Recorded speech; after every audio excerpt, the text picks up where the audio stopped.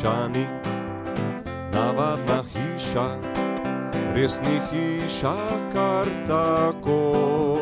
To hiša je eksperimentov, v njej vedoželjnim je lepo. Živjo, moje ime je Anka in ja, čisto lahko bi me vprašali, kaj nekaj počnem v tem velikem izpraznjenem bazenu, ampak v resnici je to televizijski virtualni studio, v katerem je mogoče čisto vse.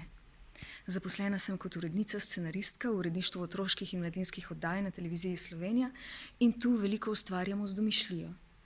In hiša eksperimentov me je izurila prav v tem, kako pomembno je razmišljati široko, kot je široko nebo, in kako se nikoli ne smemo postavljati omejitev.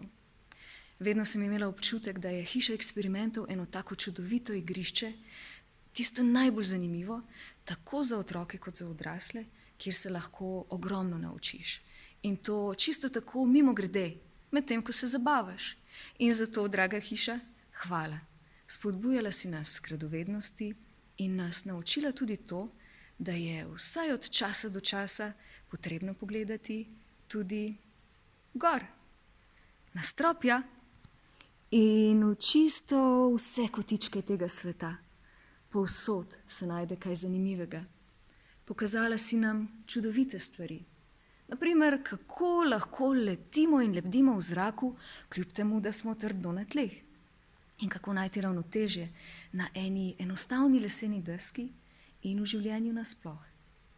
In če bi nam zdaj v teh korona časih narekovali, naj bomo v mehurčkih, v kakršne se je moč obleči v hiši eksperimentov, potem bi bil ta svet veliko bolj zabaven. Vse najboljše, draga hiša, in še na veliko let. Ta hiša ni navadna hiša, res ni hiša kar tako. To hiša je eksperimentov, v njej vedoželjnim je lepo.